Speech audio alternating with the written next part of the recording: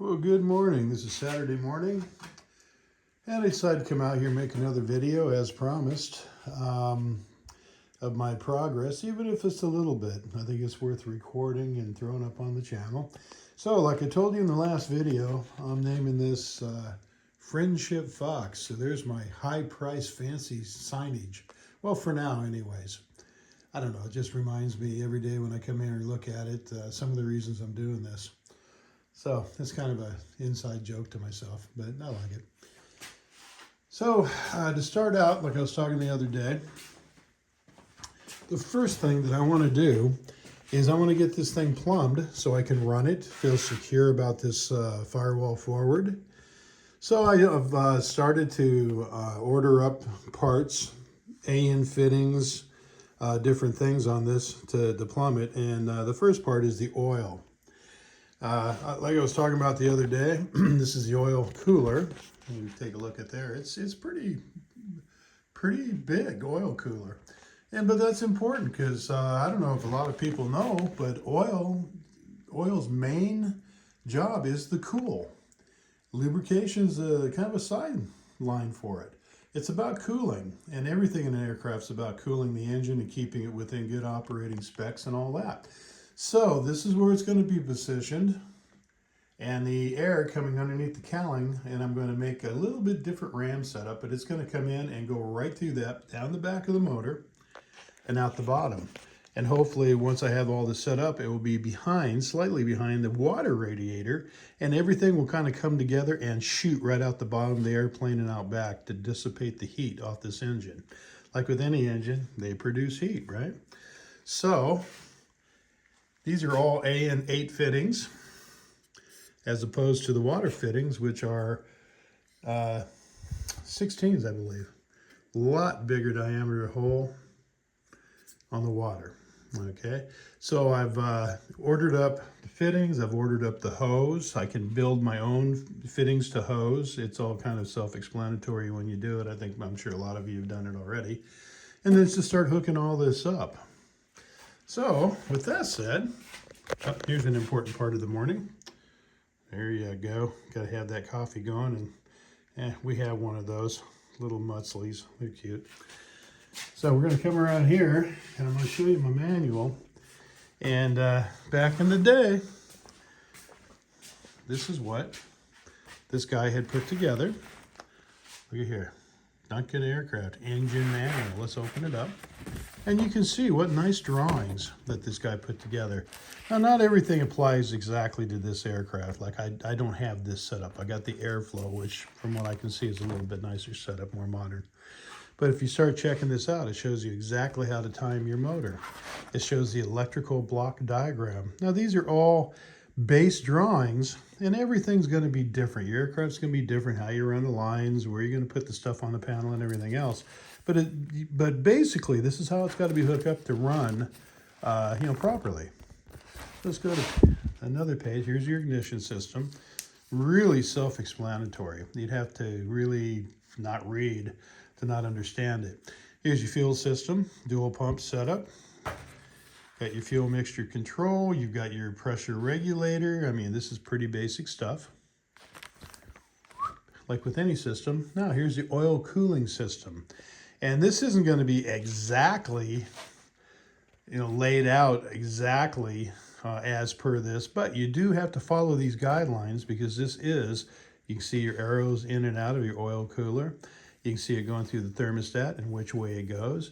You see it coming up to the engine, comes out the engine there, or back into the engine, has a banjo and a bolt. I've ordered all that stuff up. And over here's another fitting, comes out, and it goes right up to the oil filter. And I showed you where the oil filter is mounted, so it goes right to that and around. Shows you every hose, every fitting. Doesn't show you the length. Reason for that is every application is different. So you're going to have different lengths. You're going to kind of run things the way they should be run and kind of standard aviation practices, okay? And of course, once you get all this up, if you're smart, you're going to run all this within, like you've seen on many aircraft, those insulated orange sleeves. And I'll do the same thing. I'll have a sleeve over all these lines to protect them and keep everything the way it should be, Okay, now with that said,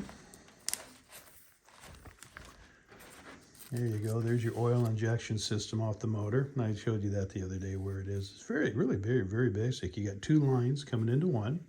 It comes spinning around and goes into the throttle body. And that's the same thing on the airflow. It comes into the throttle body. And I can show you that real quick. Hey, let me put my coffee so I can get my finger in there like an Italian. There you go. There's your oil injection. Goes into two, into one. It comes up here. Spins around and goes right in the front of your injection system. And basically on the car, you know, this engine in the car, it's all the same.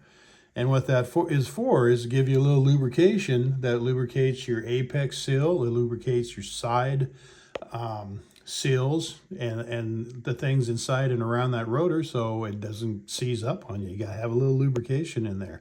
This is why these will smoke a little bit if you don't have these adjusted just right and all that. Now, after reading, I'm educating myself on a lot of this stuff because I'm not a rotary guy. I'm really learning as I go here, like a lot of folks. But I'm fascinated with this. I think this is going to be really a neat engine.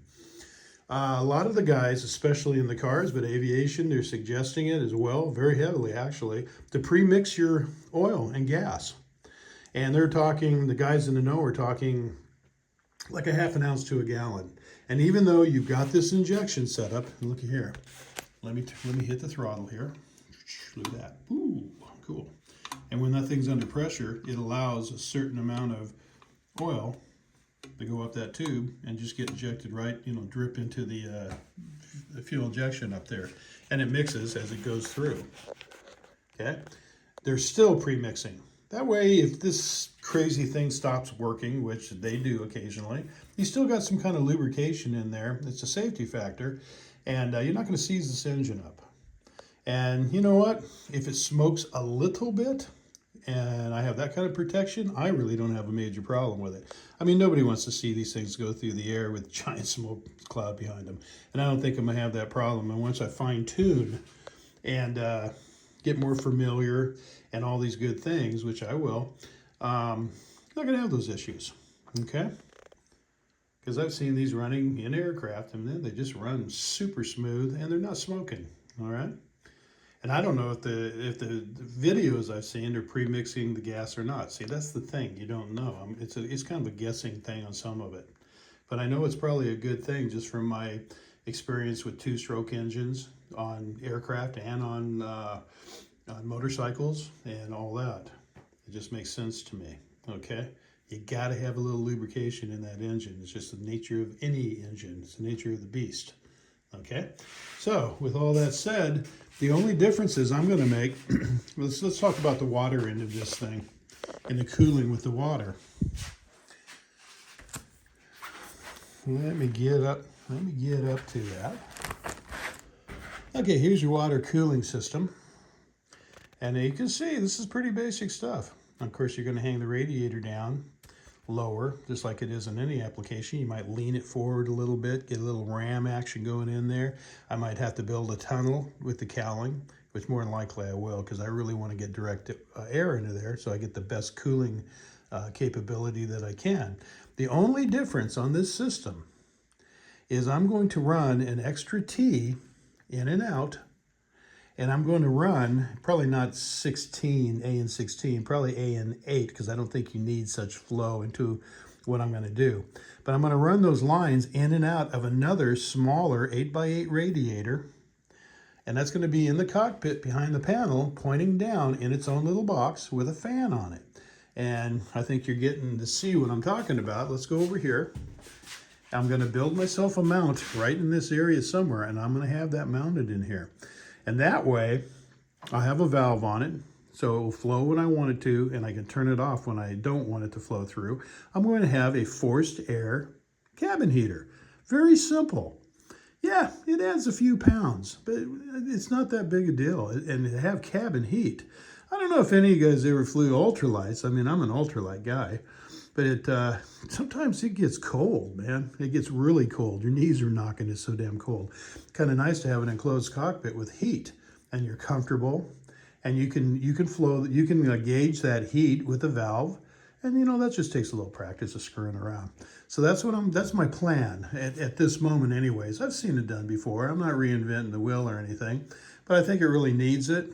And I think by the hot water is probably the most accessible, quickest heat that I can get in there, especially through a radiator like that. Another benefit of that is you're going to have a little more capacity of water, and you're going to have extra cooling. Now, I put radiators in different operations, different things, and you go cruising along and she starts getting a little warm on a warm day. I'm telling you, if you can put up with the heat, you turn that heater on, you're going to bring down those temps on that engine. It's extra cooling. And there's nothing wrong with that. So anything that is a positive, I see as a good thing, okay? So that's something to think about. If you're building an aircraft, you want cabin heat, pretty simple setup. You can run it right through the firewall forward. It's like everything else. You just got to lay it out, plan it out, and apply it. And it ought to work just fine, okay? So with all that said, let's go on back. And you can kind of see the rest of this thing. It shows you how to make adjustments and all this, but none of this applies to me. This is all for that Electron setup, and I don't have that. But you can see in here, it shows your hub and the bearings. It shows how to grease them. It shows everything you need to know. Now, this is already set up on mine here. It's been done already. I'm going to double check it. But all the bearings, everything. Shows you your deflection force table. It gives you everything that you need to put that PSRU on and make it right, okay? Everything, of course, will be double and triple checked before any flight would happen, okay? We'll make sure everything is right on the money per the factory. I don't see any reason to act like I know more than they do, okay? I mean, I'm not dumb, but you got to take suggestions from people who put this stuff together and have tested it and tested it and tested it, and trust that they're right, unless it's something just so obviously in your face that you're going to question it. And I'm about questioning everything. That's why we double check everything. But you got to start somewhere. And I don't see anything in any of this that is awkward or backwards or any of that. Okay, I think everything's nice and clean in here. Very, very simple stuff, man. I wish this guy was still around. Sorry, I'm kind of pointing the camera the wrong way. I wish this guy was still around, because obviously he's a pretty intelligent cat, and he had a vision and a dream, and I think he really laid these pictures and plans and everything out well. I've got stuff that I've ordered, got in the mail and this and that, and they send you like they're saving paper. They send you a half a letter size sheet with some scribbling on it, and you got to figure it out. This guy really put it together for you. So it was obvious how everything went. What a joy, okay? I'm impressed, really impressed. You made it easy for the regular dude, which is pretty cool. Alrighty, so we're into about 13 minutes here, a little longer than the last video. I tend to ramble a little bit, but that's okay, that's me. So I'm gonna go ahead and sign off on this video. And the next video, hopefully I'm gonna have some fittings. We're gonna put some hoses together, measure some things out, and start get this plumbing together. I'm really excited to get this engine running and just see where that goes. You know, at this point, I haven't run this engine, so no guarantees, but I think it's gonna be fine. It's really, really well put together. Everything is where it should be. All right, good enough. We'll see you on the next video. Bye-bye.